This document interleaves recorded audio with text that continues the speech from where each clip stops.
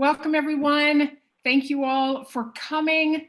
I'm very happy to see you here. It's a good crowd today, and we're happy to try to answer all of your questions, or at least most of them, and the ones that we can't answer to put into an FAQ so that we can answer them later.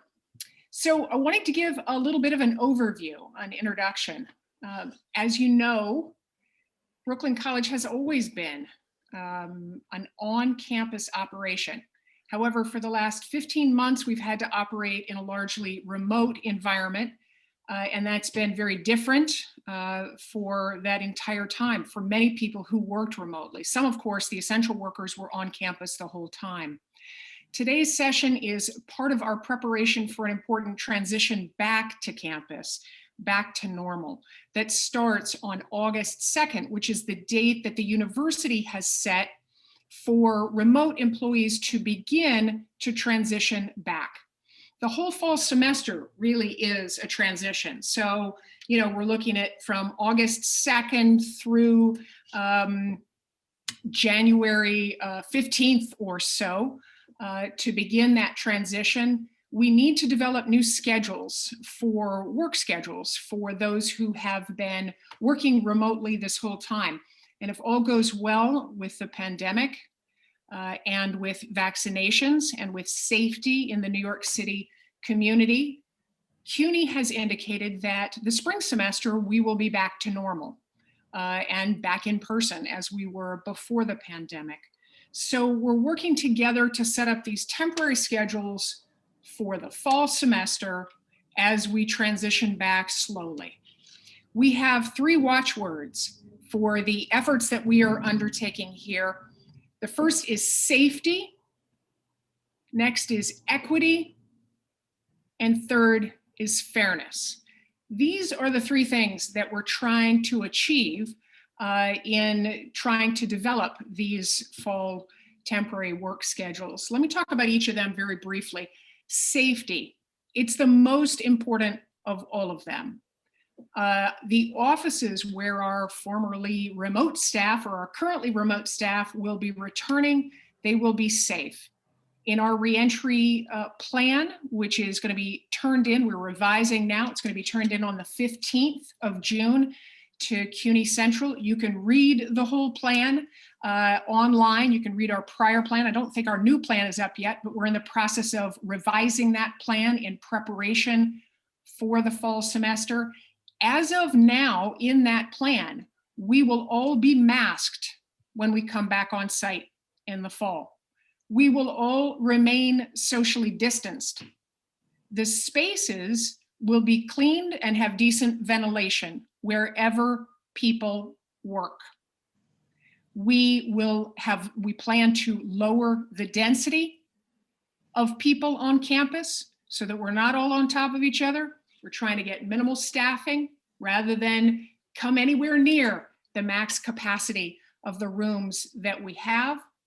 And we are using scheduled appointments in offices instead of just drop-in.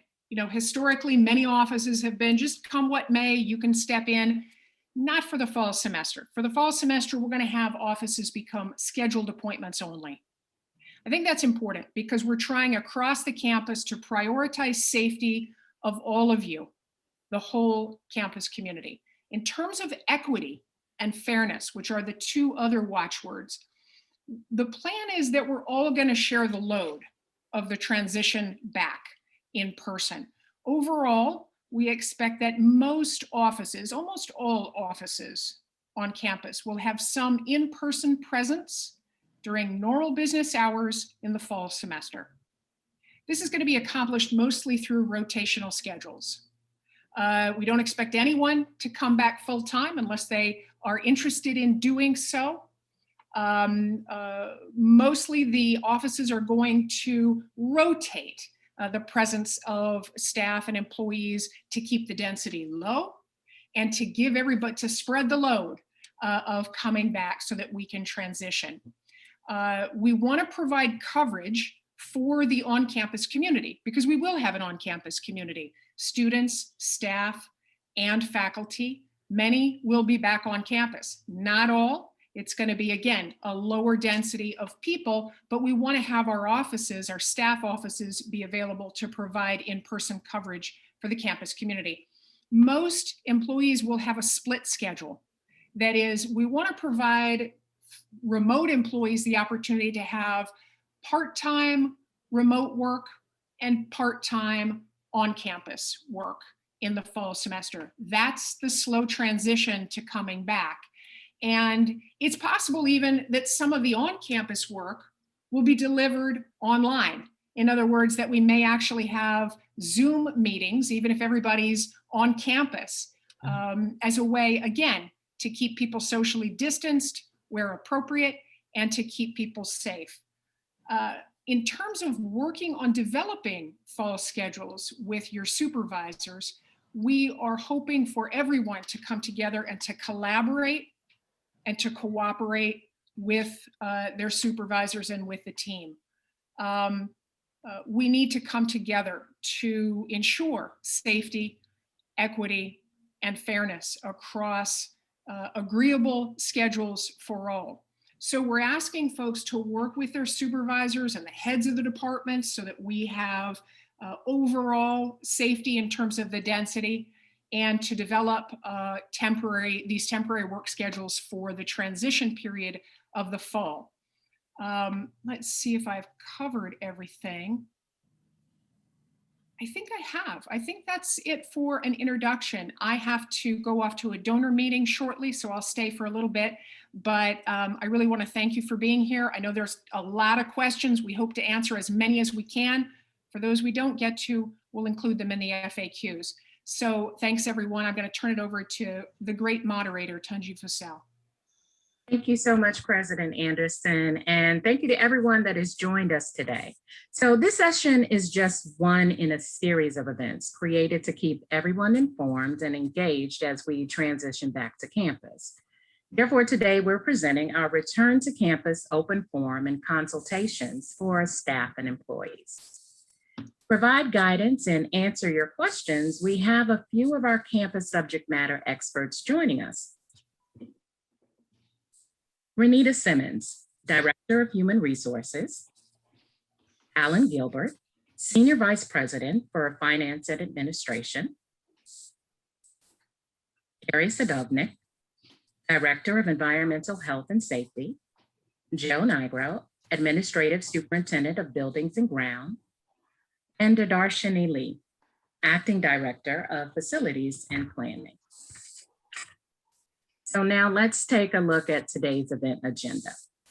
After the introductions, we will have guidance for employees, moderated Q&A from previously submitted question categories, moderated Q&A from live audience, including chat, followed by the wrap-up and the thank yous.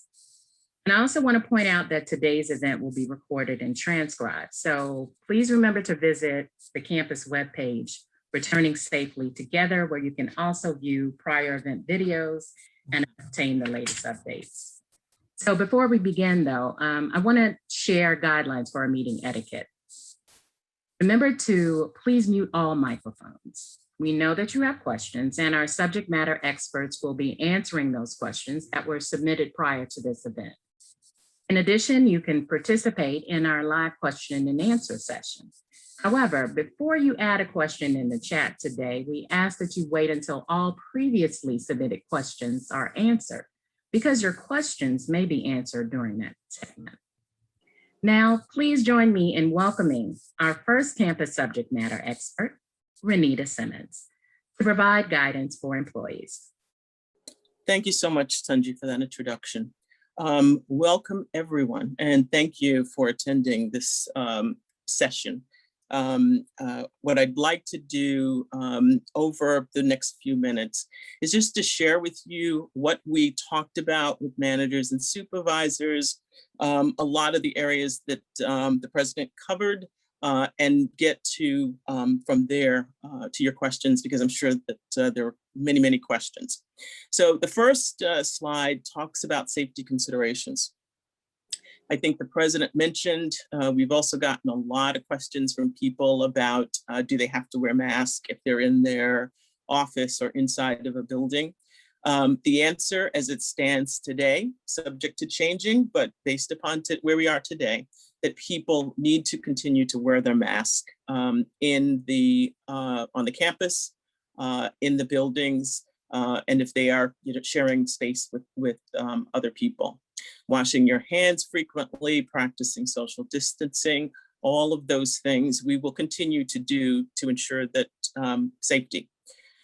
Shared spaces will probably need some additional considerations and will be addressed in detail by the Office of Environmental Health and Safety.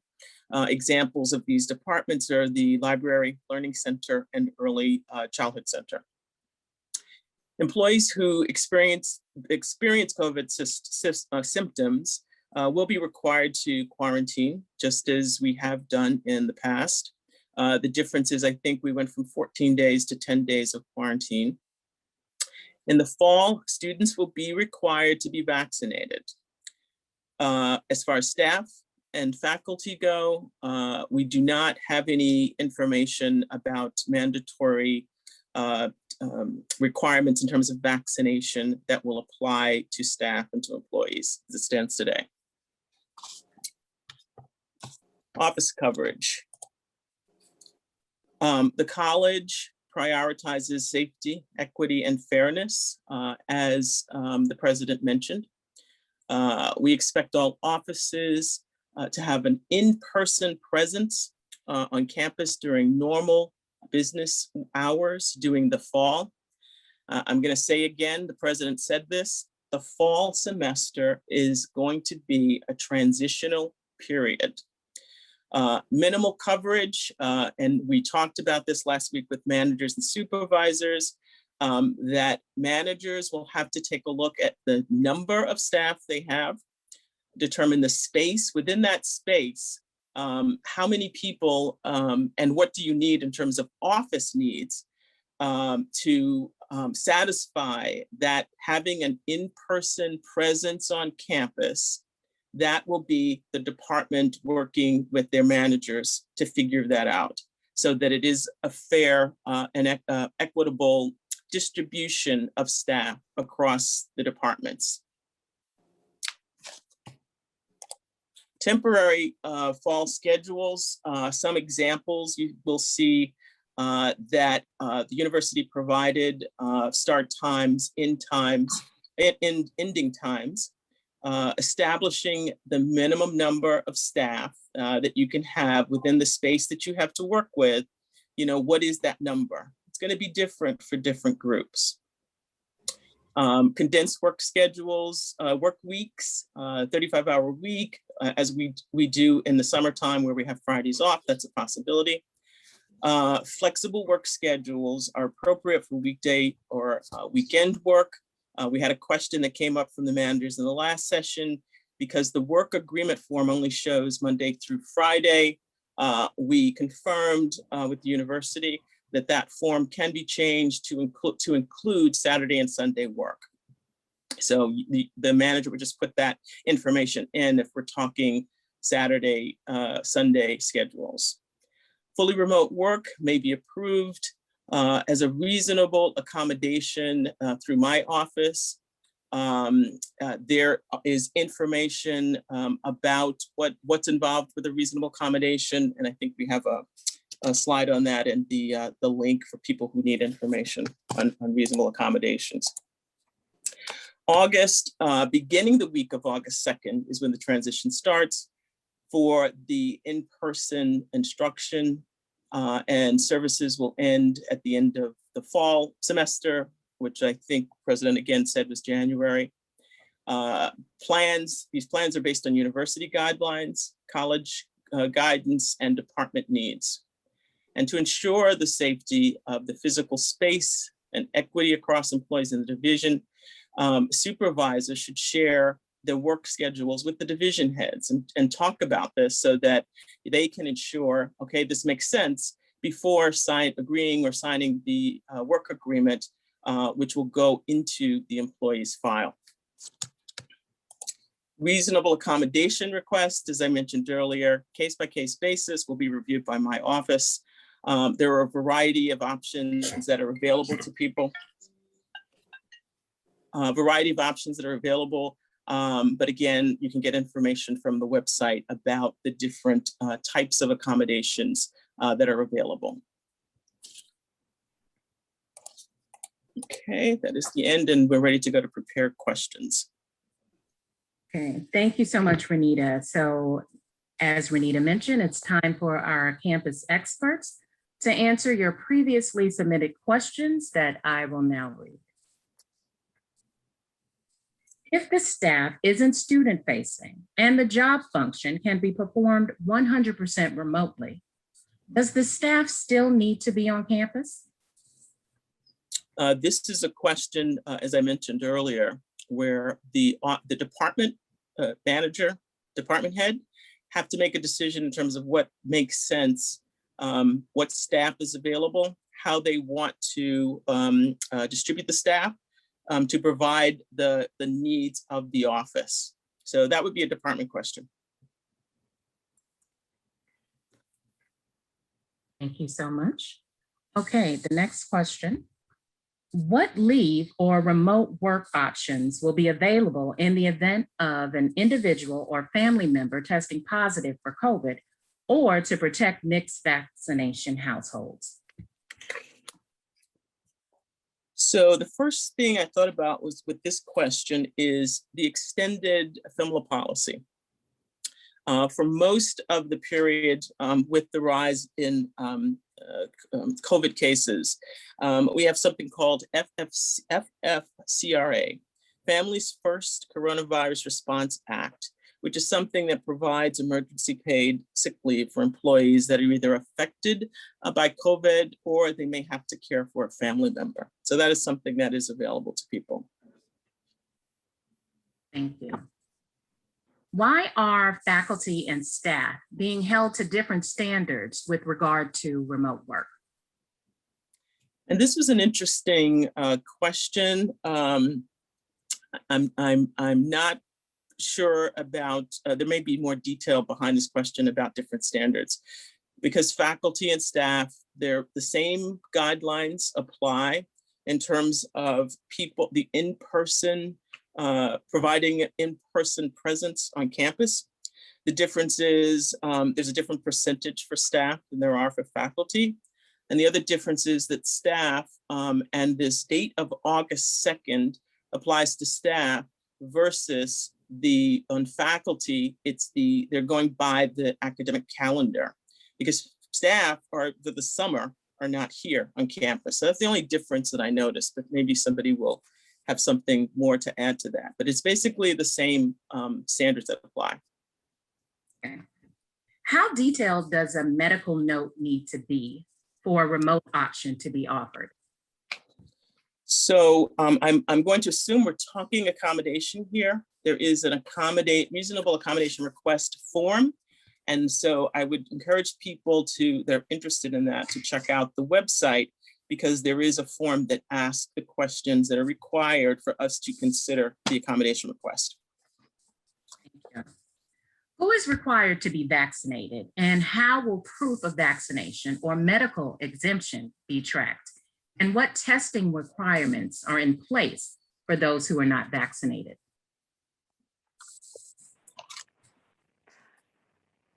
Thank you, Tunji. I think this question's for me. Good afternoon, everyone. So as of today, first of all, the college is urging everyone to get vaccinated because vaccines have been proven to be safe and effective, and they're available widely to anyone 12 years and older in the United States. And it's the best way for us to get out of this pandemic. And it's particularly important for campuses because,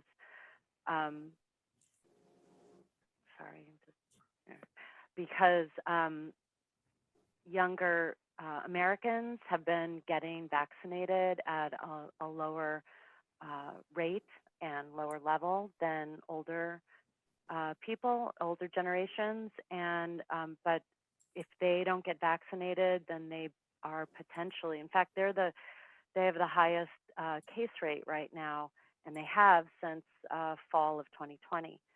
And so I think that is one of the, that's the impetus behind the governor's requirement that any CUNY and SUNY student who is coming on campus for in-person classes be vaccinated and share their vaccination status. Anyone, however, who does not share their vaccination status is, whether they are students or faculty or staff, are going to be subject to mandatory testing. So as the president and indicated, we don't have, or Renita indicated, that we don't have a mandate for staff and faculty to be vaccinated. We need to make sure that we are as close as possible to a fully vaccinated campus. Why is this important? CDC has already made that distinction. They've issued guidance for two types of campuses, a fully vaccinated campus and a mixed vaccinated campus. Right now, we're going to be in the mixed vaccinated campus status category. And that means we need to continue to adhere to all of the public health precautions that will help prevent the spread. So just getting to the question of how will proof of vaccination be tracked. I believe in one of the president's return to campus letters, she mentioned the Excelsior Pass. And this is going to continue to be a focus for the university and the college. We're still exploring, or CUNY is exploring, how the Excelsior Pass, which is an app that is basically you download it onto a smartphone, you put in the last date you were vaccinated as well as your birth date, and then you get a visible token that shows that you have been vaccinated. I just updated mine, and it said it's valid through next year, 2022. So it was pretty easy, and we recognize that there's a need to find an alternative, or to have an alternative in place for those people who are getting vaccinated outside of the state. This is not lost on CUNY or the college. And in terms of testing, we don't have a lot of details right now. We just know that, first of all, this mandate for testing is going to be across the board for anybody that comes to campus, whether they're a student who isn't in person, but who goes to a campus computer lab or needs to obtain materials at the library, or they have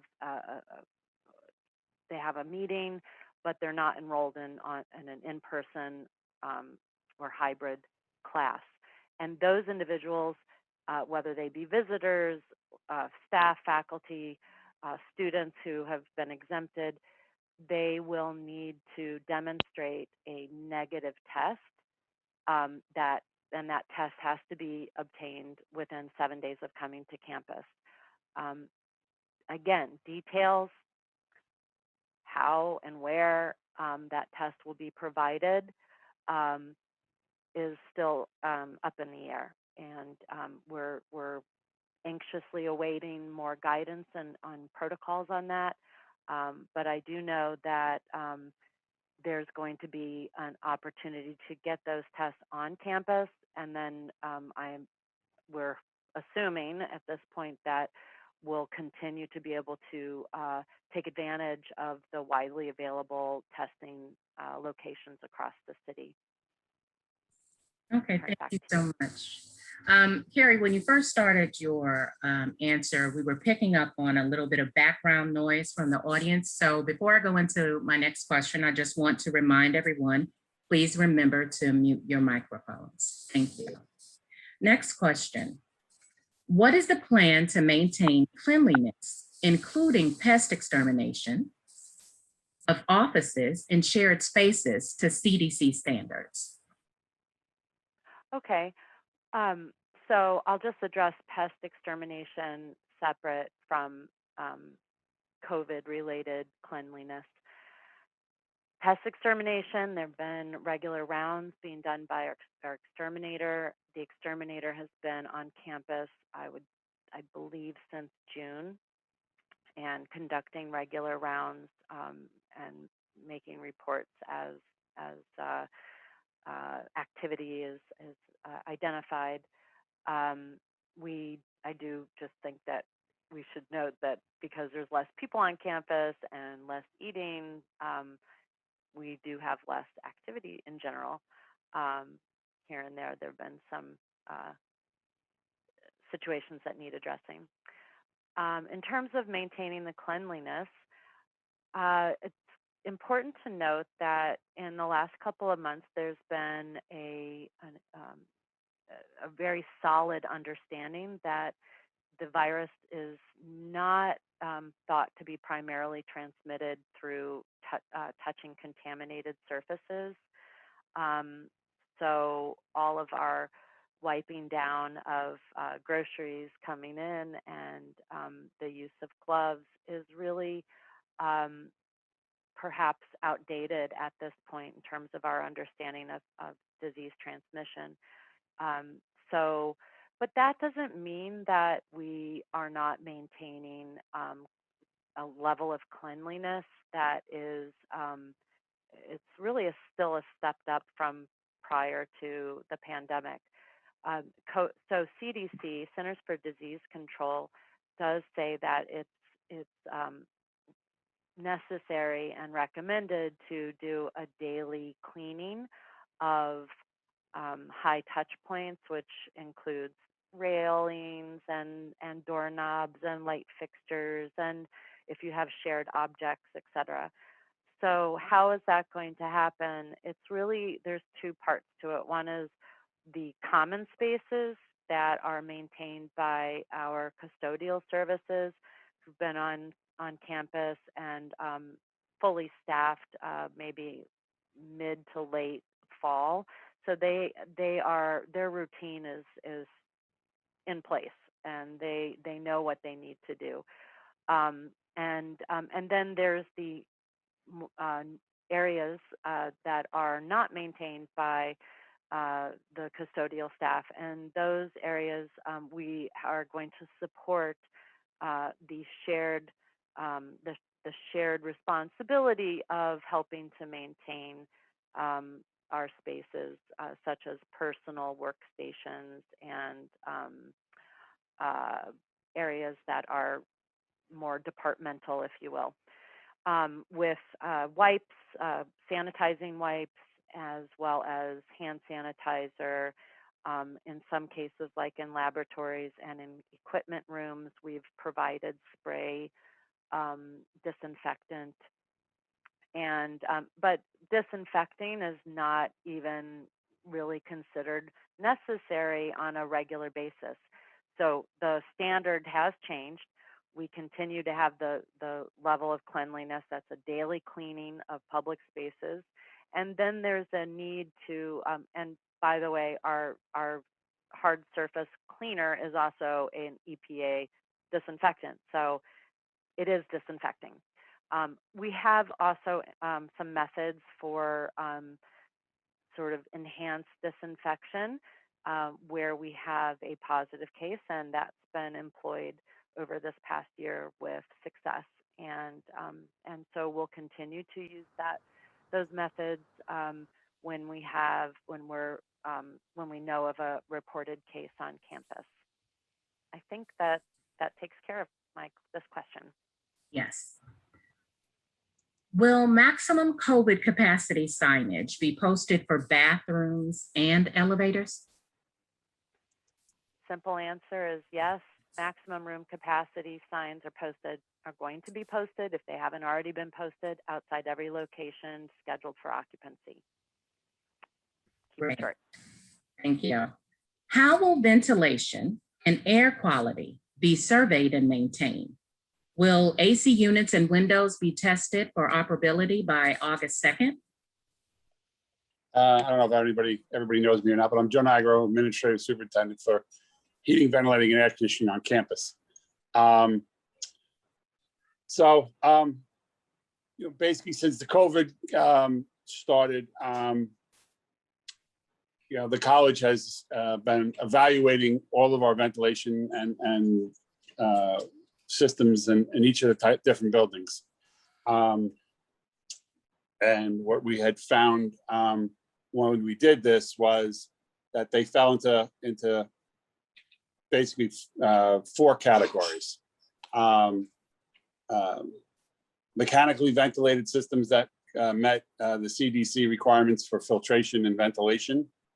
Mechanical systems that met the ventilation requirements, but not the filtration minimums.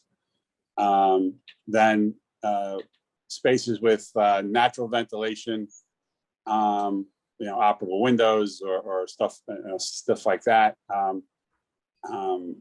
But with exhaust fans, so with forced exhaust, and then natural ventilation only.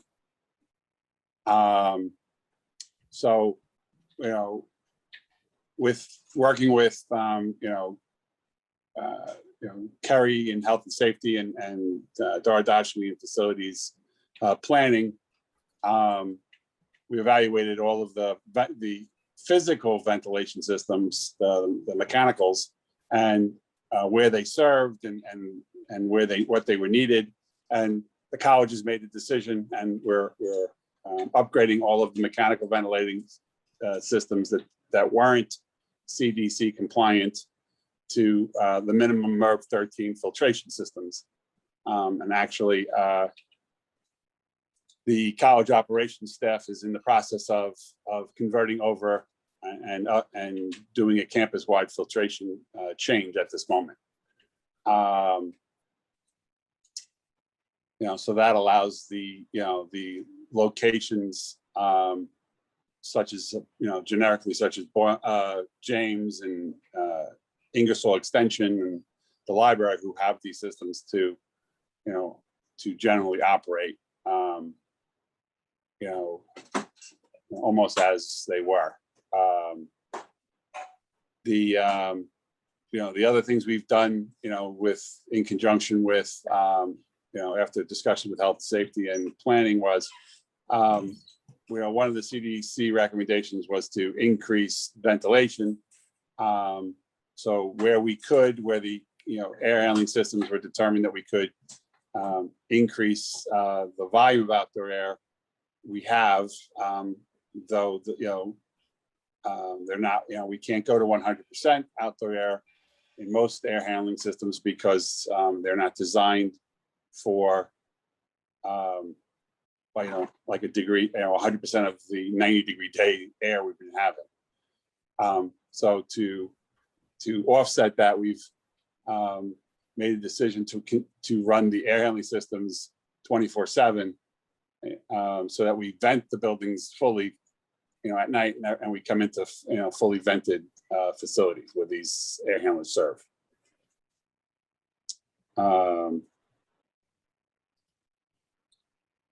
Let's see what else. With regards to how we're going to keep these, well, I'll go to the picture. This is a picture of a standard mechanical ventilation system. As you can see from the left, and so these type of air handlers draw air in from the outside through it, and they're modulated with a damper to decide how much air we can draw in. And then on the right side, we return air to the same green box, which is a mixing plenum. And there's a damper up at the top of that picture that either decides to let the return air back to the air handler, or discharge it out to the atmosphere and draw more outdoor air in. Now, our air handlers are a minimum of a 20% outdoor air, up to 100% depending on the outdoor air conditions. And then all of that air, whether it's returned or from the outdoor, gets filtered. We have typically, in most of our air handlers, we have MERV 14 filters with a pre-filter of MERV 8. So we're actually exceeding in most of our air handlers the CDC requirements. So when we put the MERV 13s in the air handlers that don't have MERV 14s, we will become compliant in those air handlers.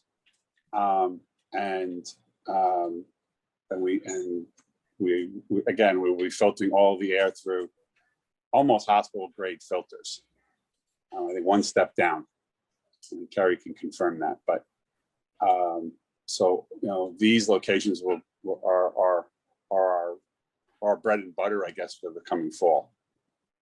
Now, you know, space usage is, you know, that is, you know, up to, you know, the guidelines and what, you know, health and safety and planning, you know, can determine with these 4 categories.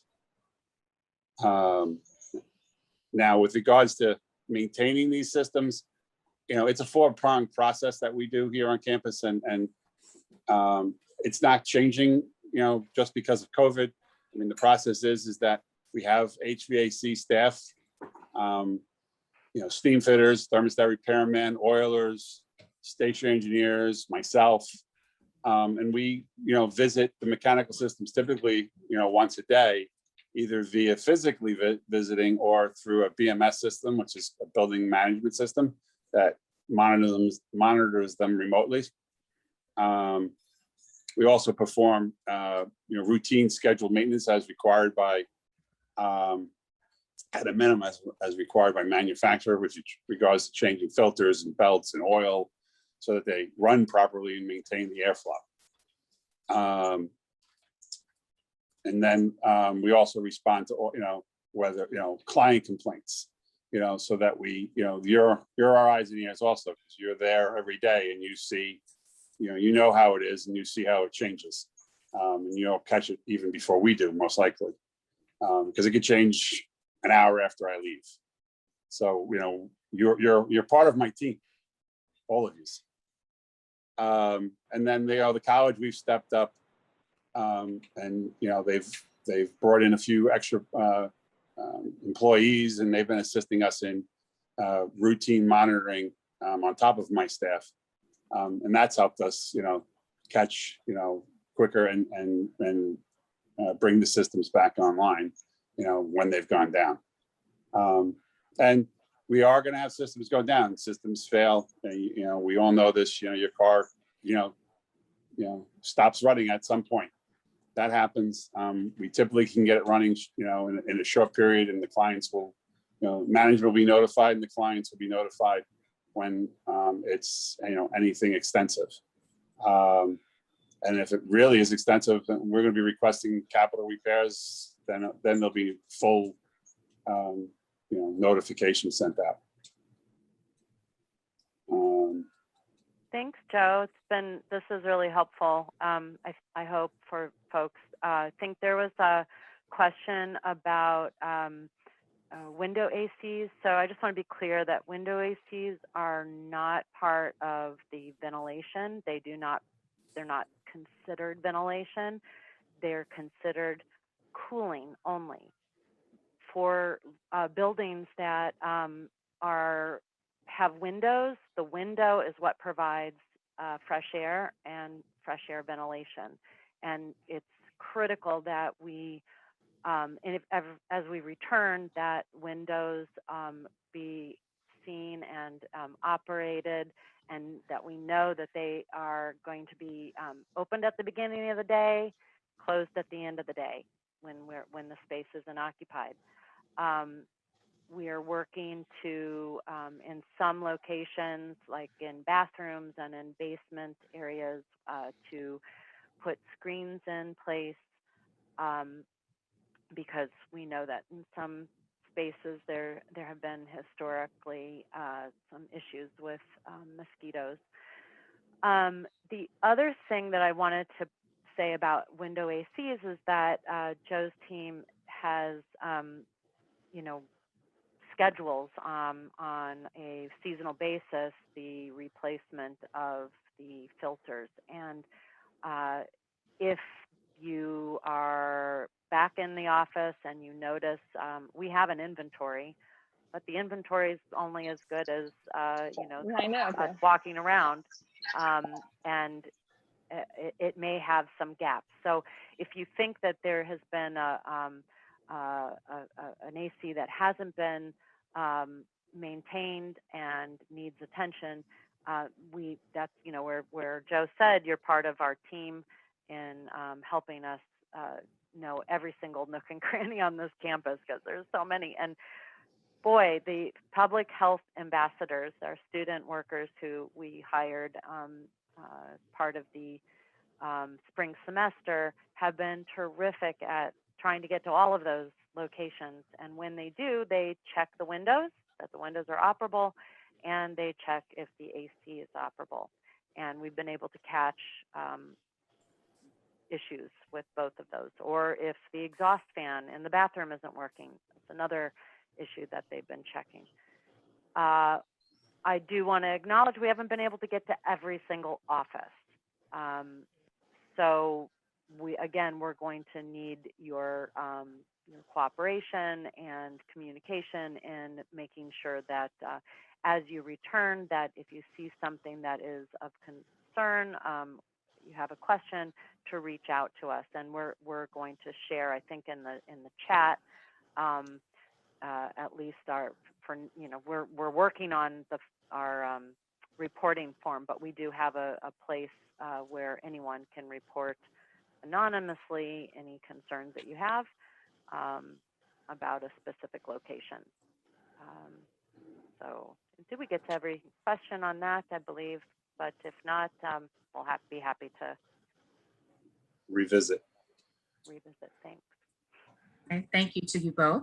Next question, will computers be upgraded with cameras and microphones for work that requires Zoom meetings? Hi, good afternoon, everybody. It's great to see you.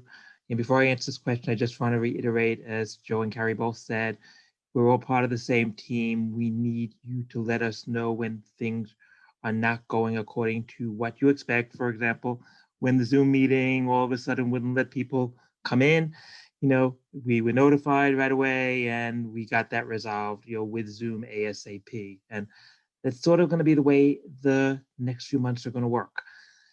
Things are going to go well, something may happen. We need to be notified immediately. We will go and resolve it as quickly as possible. So, and we just have to deal with this calmly and rationally. We can't control the virus. We can't control situations. We only can do the best we can to ensure safety and comfort for our entire campus community. So to answer the question that that was put forth just now, we have ordered 1,000 web cameras and with microphones for the campus community. The vendor has received a purchase order, and they've acknowledged that they will deliver to us by June 30th. These are plug and play devices, so they'll be able to be plugged right into your computers, and you will have the access you need. For those of you who have Zoom meetings and you'll be on campus, you will have the equipment needed to actually participate in the Zoom meetings, both by video and by audio. Thank you. How will C-entry be effective with the increasing amount of people entering campus and the time it takes for each person to get checked in? Okay, so that's me again. I'm going to explain how Access works now, because many of you have not been on campus since March 2020. So you may not know exactly what C-entry is. What our IT team came up with during this transitional period is we not only wanted to make sure that only people authorized to be on campus were allowed to be on campus, but we wanted to know where people were on campus, where they expected to go, and when they were there, because that helped us with cleaning protocols and other information that would give us a better sense of who was on campus when. And when we had the limited number of positive cases that occurred, we were able to quickly identify who was in the buildings at that time. We were able to notify all those individuals and do all the checks that were required to be done. But the C-entry system required campus safety virtually signed in every single person that came on campus. That worked well when we had 400 or 500 people a day on campus or less. It will not work as well when we have thousands of people on campus coming through pretty much, often at the same time or similar times. So we are going to be reverting back to using our BC Navigator system. For those of you who have a picture ID and you have a smartphone, you'll be able to use BC Navigator. If you've not used it, we can certainly provide training, as well as we have the physical ID. But equally and even more important, the key is going to be to make sure that at the gate, we're able to verify people's vaccination status, as Carrie indicated and Renita indicated before. And in the event that someone cannot prove that they were vaccinated, they're going to have to prove that they have a negative COVID test. And we will also be, besides people be able to do that off campus, we will be set up on campus to do testing for individuals who do not have a vaccination and cannot prove they have a negative test. In addition to that, the university purchased for all the campus a product called Everbridge. Everbridge is a health screening application. Many of you have probably seen some similar versions, if you've not seen Everbridge, when they ask you the basic questions. Do you have a fever? Have you been exposed to anyone who has COVID? Do you have any of these following symptoms? That system will still be in place when we return to campus. When every time someone comes to campus, before they come, they need to answer the 4 or 5 questions that are there. The questions change based on the situation. So, if we met a month ago, we would tell people that if you indicated that you travel domestically in a state outside of the contiguous states around New York, you would not be allowed on campus. You would answer yes, you would have to quarantine. That has since changed because CDC guidelines have changed and university guidelines have changed. So the Everbridge questions at any point in time will be based on what, the current risk factors associated with COVID. So if someone answers no to all of these questions, they will get a little green check mark on their Everbridge application that says they can come on campus. If they answer yes to any of the questions, they will not be allowed on campus. If it is an employee who cannot be allowed on campus, then HR will follow up with that employee and explain the next steps. If it's a student, student affairs will follow up with that student and will give them next steps. Now this is on the honor system, of course. So we're depending on everybody to answer honestly. And we've seen many cases where people have answered honestly and we've not allowed them on campus. We've also seen cases where people indicated they made a mistake and they clicked the wrong button. We do not allow them on campus if they click the wrong button in order to preserve safety. And we've done that on occasion. During the last few months, we had a situation where none of our plumbers were allowed on campus for a week because one person was positive and everyone was in close contact and somebody answered the application, and indicated yes. So we take that very, very seriously. Again, as I said, it's based on the honor system, but the vaccination status, and the testing will be based on, actual actions that will be verified. Employees will not be saying, oh, I was vaccinated. They're going to have to prove that they're vaccinated. Our access protocols will continue to evolve as we move forward. We are working with the university in a pilot program to hopefully get the vaccination data and the Everbridge data electronically on a continuous basis. That would allow us to put that into BC Navigator. And then there would be one thing that people would have to show. And if the person has, is an employee or faculty member or a student, has been vaccinated or has done the negative test and has answered all the Everbridge questions with a no, their BC Navigator will come up that they're allowed on campus. But in the event that they cannot prove vaccination or testing, or they do not answer all the Everbridge questions, no, they will not be allowed access on campus, and that will be indicated on BC Navigator. We need the university to provide the data for us to make that happen, but we're hopeful that we will come up with a more streamlined version to ensure access. That being said, if that does not occur by August 2nd, we will need to there may be delays coming on campus at certain points in time. We apologize for that inconvenience, but we're always going to err on the side of safety. As the president said, safety is number one important thing. we cannot cut corners on safety in that regard. And if there are situations, that there's a big line, access may be delayed. We encourage people to come early as possible, come a few minutes early in case there are lines there. And we will keep people posted as we learn more about the university's guidance in terms of vaccinations, in terms of testing, and in terms of Everbridge. Thank you so much. You're Okay, welcome. with the time remaining, we would like to answer your questions from the chat. The first question, for those subject to mandatory COVID testing, will testing be available on campus?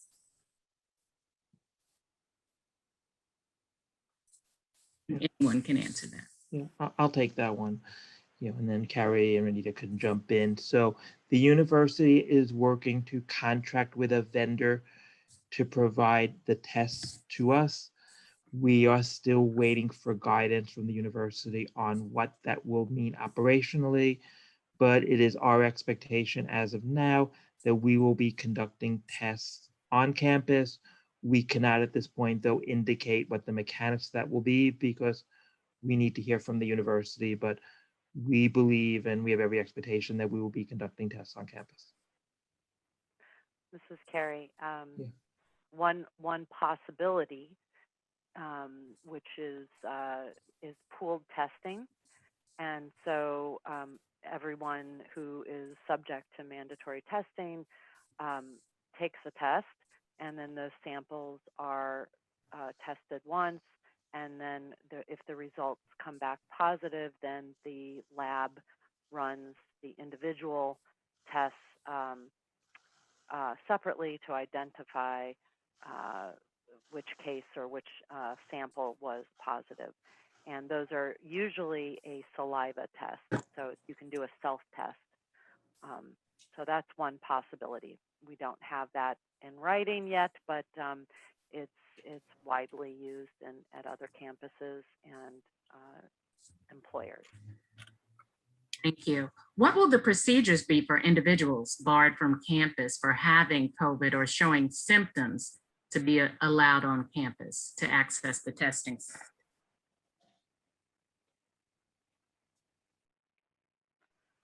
I'm not sure I understand the question, but if the person is if a person has been barred from campus because they've tested positive or they have symptoms or get a red token as part of their daily screening, then I believe that the campus would be communicating with that individual as to the length of their quarantine and the need for obtaining a negative test, most likely off campus. I would think that would be the most logical way to do that. As it stands today, Carrie, as you indicated, our office would reach out if we have been made aware of that. There would be a quarantine period. Right now, that quarantine period is 10 days. They would have to provide indicate that they have a negative result before they would be allowed back on campus. That's how it stands today. Thank you. What are the plans to ensure safety for lab teaching staff and students if an accident occurs?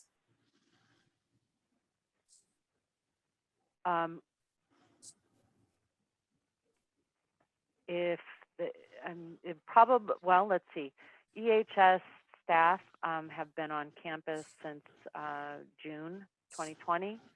And we have been providing services to researchers who've been on campus as their research has ramped up. If the concern is more regarding the need for responding to and close contact with individuals, EMTs on campus, public safety can always be called to respond to a student who's been involved in an injury or an accident, or staff who've been involved in an injury or accident. But we'd have full, have full staffing, at least one person a day on campus, and some days we have 3 people on campus. Thank you. Will the bike rack at Campus Road entrance be open starting August 2nd?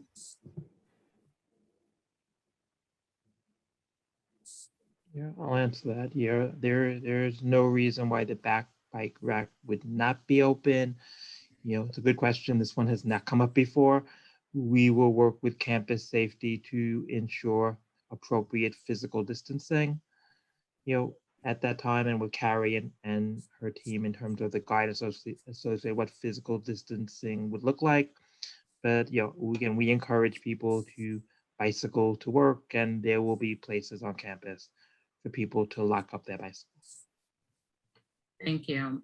Will Research Foundation employees be subject to the same vaccination, masking, and return to work policies as Brooklyn College employees?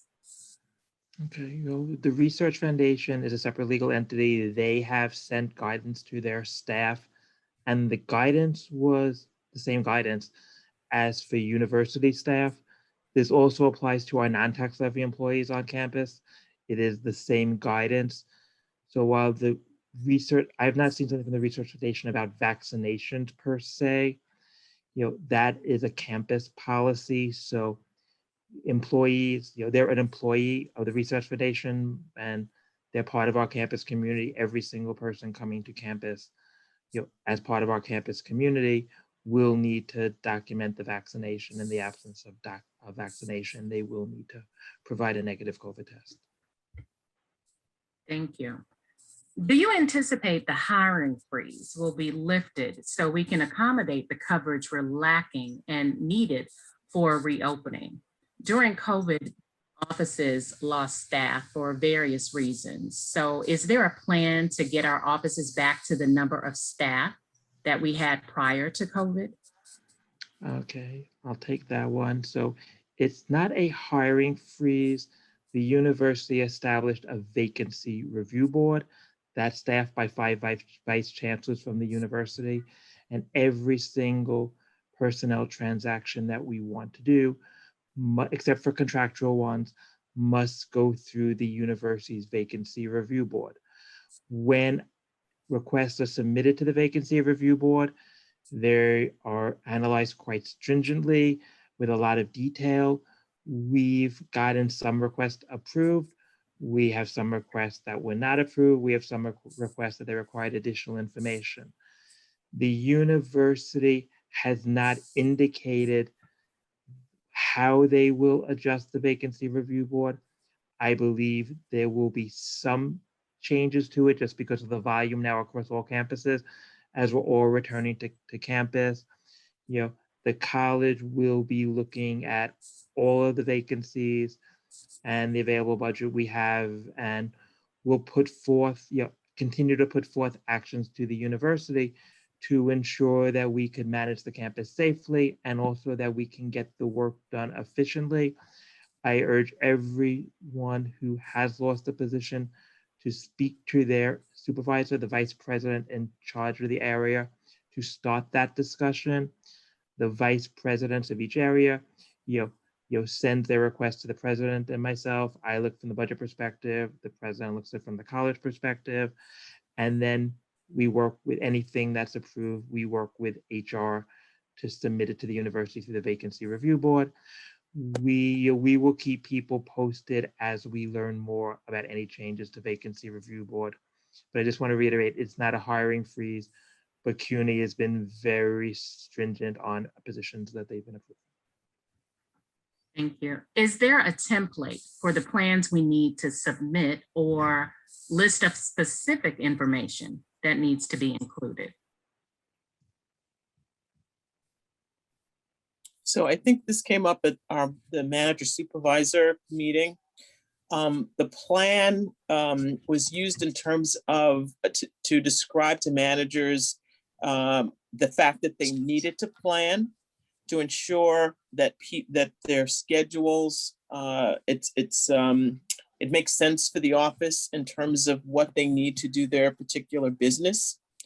And then the second piece of that, there is a document called the Remote Work Agreement. That is a document that's found on the website. I think it's been cited, that outlines that individual's schedule. And we encourage, as we've said earlier, that the supervisor reviews that with the department head to make sure everybody's been accounted for. We have a schedule that makes sense. And this is how we're going to go about planning with that minimal occupancy in the office over the fall months to get this done. So hopefully that answers the question. The plan is the managers taking a look at how are they going to distribute staffs? What do the schedules look like? How is this going to be communicated? They agree as management, and then the individual supervisor to employee, that work agreement and work schedule. Thank you. I've read that the rapid test is only accurate 30% of the time. How can we be confident that tested individuals are in fact virus-free? So CDC for institutions of higher education has identified 2 indicators that colleges and universities need to consider. One of them is the cumulative positivity rate in the local area. And the second is positive tests, percent positive tests, but the tests are nucleic acid amplification tests, which is the PCR test. And so CDC recommends that colleges and universities use this more accurate test. There still is a role for rapid testing, antigen testing, but for surveillance, it's not the recommended approach. It's more for a congregate setting where you might have symptom, or if you have symptoms and you have widespread community transmission, then the antigen test would be appropriate then. So while, as Alan said, we don't have the details of the operational side of testing, the mandatory testing regimen that will be in place, it's very, very likely it will be PCR based. Thank you. Okay, the next question deals with cleaning and hygiene. So the first part of the question is, will there be a plan in place to ensure that there is soap in every restroom? And also, will departments be giving a PropTech budget to purchase cleaning and sanitary products for our offices?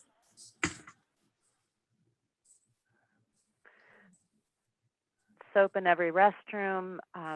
So as part of our public health ambassador walkthroughs, building walkthroughs, they have been going through bathrooms and verifying throughout the semester that bathrooms are properly staffed and serviced, and that work will continue, as well as the regular matron service report that's posted in every bathroom. And we've provided training for custodial staff as to their critical role in promoting hand hygiene and just in general in preventing spread of the virus at the campus level. Alan, I'll let you take on the PropTech budget question. Okay, and I'm going to add to the first part about the soap. Right when the pandemic started, in our BC Fix-It application, we promoted the message that individual could self-report when there is no soap in a bathroom, and we set it up that some of us, myself included, were getting texts every time somebody put that in. This is because we take this very seriously. And so then, we have a lot of people on campus, and when we come back, we won't have as many, but we're still going to have a lot. Soap containers run out, we're going to be depending on many of you to be the eyes and ears of the college and report this, and we're going to have people available to run in and refill those stations as quickly as they can. Most bathrooms have more than one, more than two even, soap dispensers, but we are depending on all of you to report these things when they occur, as we depend on all of you to report broken bathrooms. When we first started BC Fix It, and we improved from having 20, 30, 40% of the fixtures down to having a much smaller percentage down, less than 5% down at any point in time. We need you to continue. Oh, Carol, your child is adorable. Sorry about that. Children sort of take center stage sometimes. It's and we again, if people report out, then we will be able to quickly get to the restrooms and fill the soap dispensers. In terms of ProfTech, we will, as many of you know, this year we did zero-based budgeting for OTPS. People did not have OTPS's budgets. We intend to give people OTPS budgets next year, and people will be able to use ProfTech.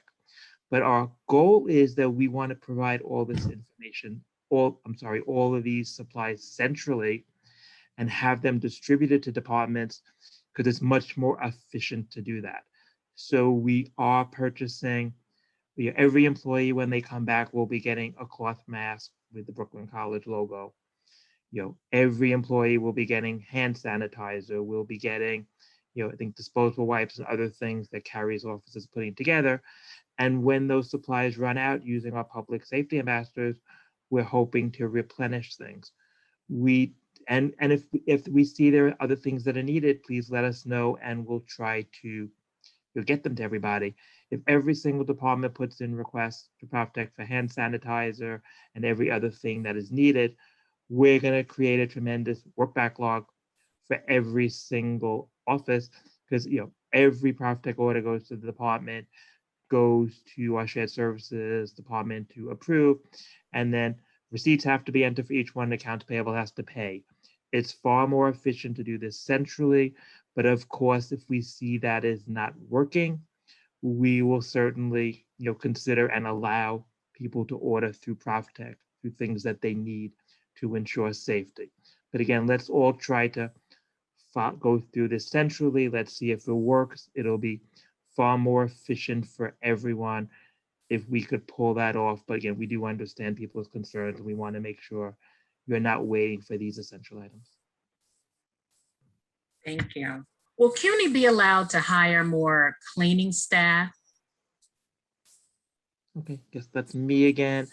We are in the process of putting in a request for more custodians through the University Vacancy Review Board.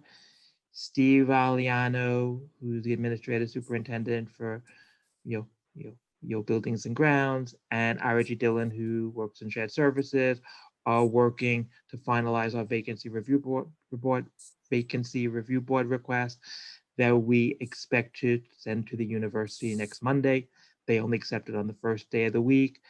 And we're hopeful that our request, which is a health and safety request, will be approved so we could start the recruitment process for more custodians. Thank you. Will the Boylan Hall HVAC system be included in the fall reentry plan?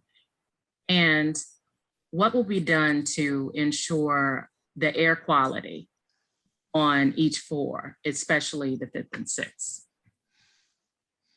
So Boylan Hall has small package units that serve various locations on the 4th, 5th, and 6th floor. And those systems have been inspected and maintained, and all but one are in good working order. Joe, you can interrupt and correct me if I'm wrong on that, but. Yes, there's AC2 that serves the 6th floor areas is currently not functioning where we can use that space. Right. Otherwise, we've upgraded the filtration to the operating systems to MERV 13, so those spaces will be able to be used to whatever capacity CDC allows. And outside air dampers have been opened to their fullest extent to maximize the amount of outdoor air coming into the hallways and into individual spaces served by those air handling units. So I think that there are still some spaces that are not served by these air handling units, and those are the occupancy or the capacity is set based on whether or not they have operable windows. Thank you. Can we get fans in offices with in-window ACs? So I thought I would let everyone know that I mentioned in the first open forum that CUNY hired a consultant and an indoor air quality consultant. And we actually had a walkthrough on Friday with that consultant, and we went to almost every building. And we're awaiting the report from the consultant. But the message was clear that buildings or spaces that have operable windows have good ventilation. So that's really important to recognize. Now, spaces that are where we rely on operable windows, but we have a lot of people, as in larger classrooms, we are enhancing those locations, and so they won't get fans. They will get either a air filter or an air purifier in the space. Offices that have a window AC as well as an operable window will not receive those additional enhancements, although we are hoping to purchase more of the consumer grade or residential type window fans, but they're not our highest priority because really opening the windows will provide sufficient ventilation based on this walkthrough. Now that's different than an office that has been cut off, because over the years, renovations do occur where we have half walls or in some cases full walls that have been installed, and then we have something, maybe a reception area or little cubicle areas for student workers. And in those cases, we're taking we're coming up with a solution to bring ventilation to that space and or provide filtration and purification to enhance indoor air quality. Thank you. Will we be able to get screens for windows, not only to handle insects, but also dealing with squirrels and birds as well? So I'll just say that, window sizes vary very widely across campus, which makes it difficult to come up with a single one-size-fits-all solution. And but the college is working with procurement to set up a blanket order so that we can order the minimum number of needed screens as identified by facilities and environmental health and safety. That does mean that not every location is being prioritized. We know of some locations that have had issues in the past, and so that's where our focus lies. Thank you. Insufficient heating has traditionally been a significant problem in certain locations of James Hall. So how does the idea of windows open overnight work during cold weather if the heat is insufficient during the day, as well as extreme heat?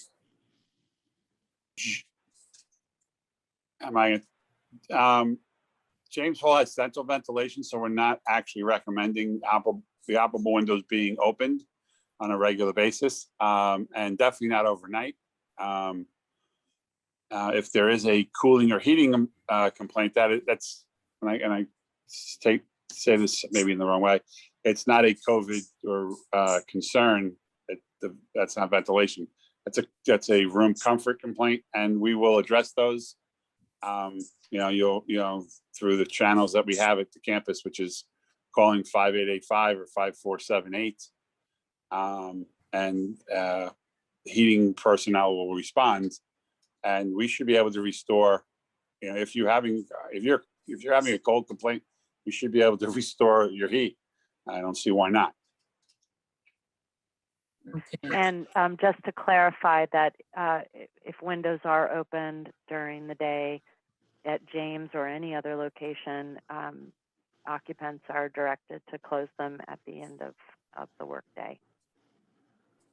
Thank you. So with James Hall or any other location, would a department be notified if a room would be unable to be used? And if so, is there a timeline of when someone would be informed of this?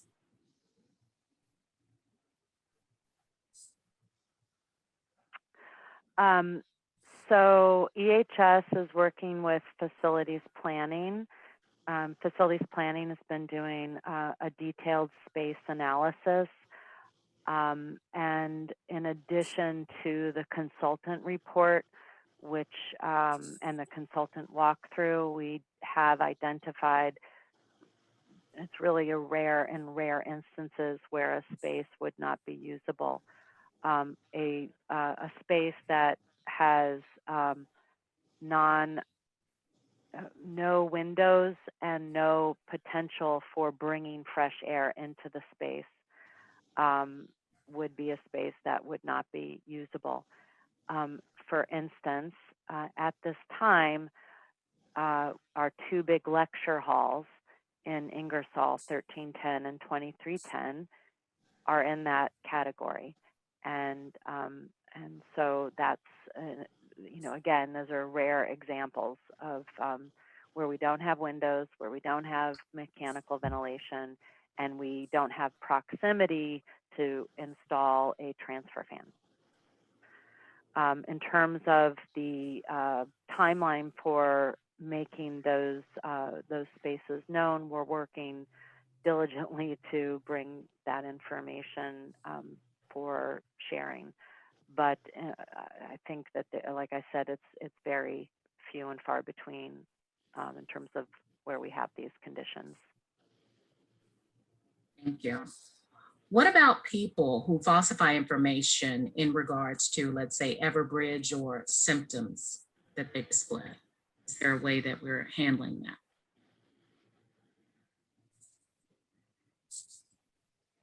I'll jump in, and maybe Alston and Renita could jump in. It's very difficult to prove that somebody falsified information on Everbridge. I don't think we've come across that case yet. Most of the information there is based on, symptoms. And if someone says they didn't have symptoms, and then many people who have COVID are asymptomatic, for example, it's very challenging to say, oh no, you didn't tell the truth. That's why the vaccination part that has to be proved is not like now you're told you can go outside and if you're vaccinated, it's okay. You don't know who's outside, who's vaccinated, as one of the comments said. Vaccination status is confidential information. So, we're not going that route. The university's not going that route. It's not like we're taking people's word about being vaccinated. They have to prove their vaccination status or their testing status. But you were correct. I think I said when I spoke about Everbridge, it's self-reported. And there always is the potential that people will not, answer honestly. We are a community, and we hope that everybody does answer Everbridge correctly and honestly, because it protects our colleagues and their families and the individuals' families. So again, we urge you to be honest on this. If you have symptoms, and I have a question about if you have the flu and if you have a cold and it's still on in Everbridge, you have to answer you have symptoms and you should take a sick day, for your own health and for the safety of others. But I don't think we could force that, but the vaccinations and the testing will be documented. Thank you. Yeah, I'm sorry, Alan, let me just add that to your point, people, number one, should be honest. Managers and supervisors should encourage people that if people are sick and it's obvious, you're coughing, sneezing or whatever, I would think you would want to have that person say, you need to like take some time off if you're not feeling well, right? So, that's always a measure and we should do that. But you're absolutely right. There is no way that we can control people not being honest when it comes to completing the Everbridge. The last point is, I think somebody also asked, how often would you be tested? What's the testing like for COVID? When there is a process in place, people that have not been vaccinated, it will be a weekly testing process. Thank you. The next question kind of piggybacks on checking of information. So how will the campus do a safety check when it comes to IDs as well? Okay, I guess, I think I covered a lot of that when I spoke about access, but I'll certainly reiterate it again. So the plan is that the people at the gate, the peace officers at the gate will be checking for a Brooklyn College ID. They'll be checking and either proof of vaccination or proof of a negative COVID test within the week, and proof of a Everbridge check that has a green token that shows the person can come on campus, and they will not allow people on campus for a red token. I also want to mention with Everbridge that you do not need, most of it's on a smartphone, but we also will have kiosks by the entrances that individuals without a smartphone could come in and answer exactly the same questions. And one of the people monitoring that will then review the results and make a determination if the person could access campus or not, fully access campus. Thank you. For offices with no windows, what would the ventilation plan look like? This is a good question. Offices with no windows in a building like James are expected to have either exhaust or supply air being provided from the central air handling unit. And in general, that means that they're approved for occupancy. In other spaces where there has been over the years where new walls have been installed and the space has been cut off from supply air or exhaust air or windows, we are looking at ways to transfer ventilation or transfer fresh air from one space to another. This is in very few locations, but we know of a few locations where this is the case. An example being in personnel, for instance. So, you have a front or a core area where there are no windows, but that core area is adjacent to a room that has a window. There can be a transfer fan or simply opening the door and having a fan in the door to bring the air from the perimeter room into the reception room, as an example. And I think that's it. But just one other thing is that as long as we have some level of ventilation, we're able to calculate room capacity based on distancing. And so we can dedensify as needed to ensure there's more fresh air per person. Thank you. Okay, we may have time for one or two more questions. So the next question is, if students aren't allowed on campus without proving vaccination, why can't they, as well as faculty and staff, be held to the same requirement for COVID? Because it seems like students may be allowed to decline to prove that they are vaccinated and just be subject to tests and not take the vaccination.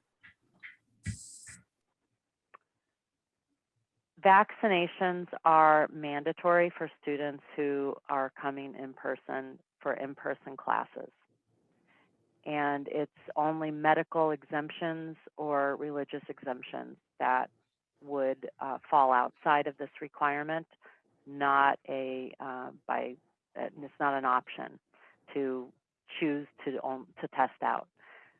The testing out option is only for those students who are not enrolled in in-person classes, but who require periodic or one-time access to the campus for other purposes other than in-person classes and instructional activity. Thank you for that. And just one other thing, Sure, Angie. sure. I was just going to say that the requirement for vaccination is we're waiting for it's going to be enforced once any of the single vaccines are approved by FDA. So if Moderna just applied last week, if Moderna gets approved first, then that means that anybody who hasn't been vaccinated will be required to get, students who are enrolled in in-person classes will be required to obtain the Moderna vaccine unless there's a medical contraindication and they have proof of that in writing. Thank you. So it is now time for us to end for today. So if we did not get to your question, you can still receive answers by visiting our campus webpage, Returning Safely Together. And along with the FAQs, you can also view prior event videos, learn more about return resources, and receive the latest updates. So as we close, I want to thank all of our subject matter experts for their guidance and participation. And thank you to all of you for joining us and participating in today's forum. It has been my pleasure to serve as your moderator for this event. And with that, I say thank you and enjoy the rest of your day. Goodbye, everybody.